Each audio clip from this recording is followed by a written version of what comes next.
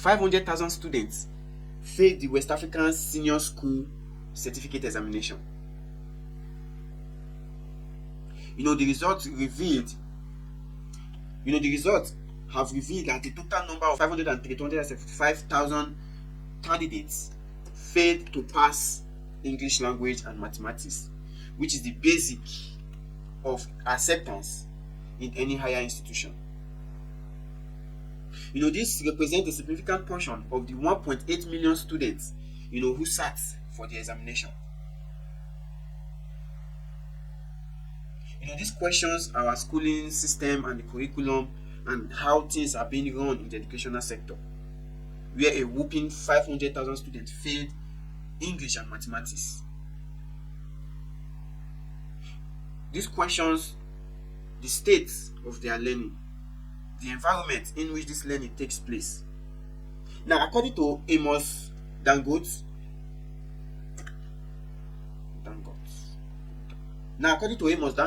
head of WAEC Nigerian office, the results show a concerning trend of poor performance in core subjects.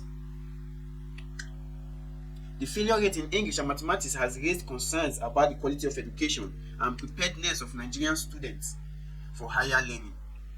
Now, Amos Dangote said, out of the 1,805,216,000 who sat for the examination, only 1.3 million candidates obtained credits and above a minimum of 5 subjects, including English language and mathematics, which is very sad for 500,000 students who did not pass. Now, comparison of this percentage of candidates in the West African Senior School Certificate Examination for school 2023 and 2024 revealed that in this year 2024 WAEC, there is 7.69% decrease in performance. That is those who obtain credits above a minimum of 5 subjects, including English and mathematics. Now, this is strange. Although it has been happening, the difference is very clear from 2023 to 2024, with a whopping 7.9% of students who failed in that exam. And if you must get admission into any higher institution, Maths and English is a compulsory subject that you have to get at least a credit, in both subjects to be able to access admission. So probably, the curriculum should be revised or should be revisited to know why these students failed. Now, one of the reasons why I think these students failed is, one, the environment, the state of the country, the hardship going on, whereby students have to fend for themselves. After school, they will have to, help their parents, having little time to concentrate on their studies. There is a mental drain when it comes to the current state of Nigeria, and which can lead to lack of concentration in these youngsters. Because whether we like it or not, the effects is playing on the minds of every individual, especially living in that country. Sometimes we say Nigerians are strong, but the adverse effect or the societal effect takes a toll on the youngsters. So the Nigerian government should visit the reasons why these students failed in their exams. This is so sad as 25 deaths in the Oyo accident happened. At least 25 people have been reported dead in an accident on Tuesday along the Ojo-Iwo road near the Agbowo-Ajao area of Ibadan, Oyo State capital. Now, this incident happened as a result of a trailer carrying roofing sheets and collided with an 18-seater Hummer bus, a Micra taxi, a Honda CR-V car, resulting in loss of lives. And some passengers have been rushed to the hospital. Now, this again is tragic. Having 25 losses in a single accident. Now, this begs to question the role of the Minister of Transportation, both federal and states, because each state has its own Minister of Transportation, and also the federal government has its own Minister of Transportation. Now, what are the sensitization of the Nigerian citizens, especially the drivers, on road management, on road safety. Each vehicle has its own limits, drive limits, depend on the type of road they are applying, depend on the type of road they are moving on.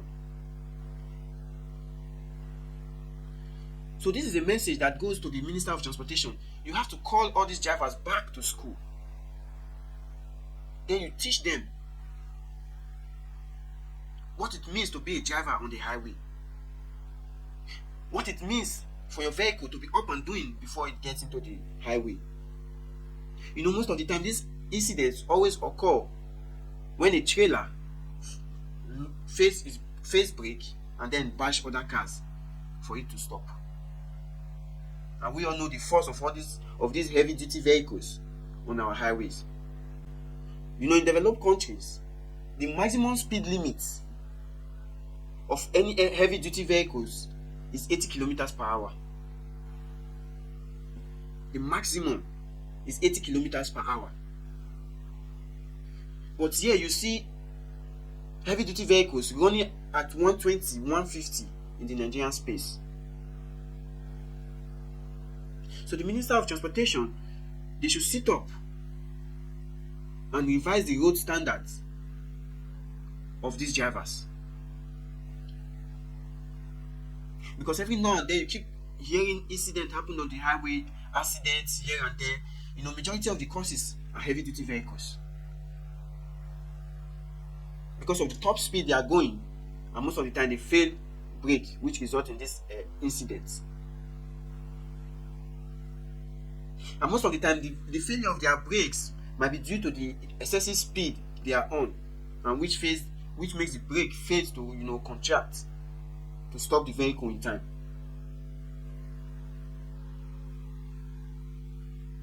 So enough of the Minister of Transportation not doing anything about how the road is being used and what each drivers should know with each vehicles they operate on.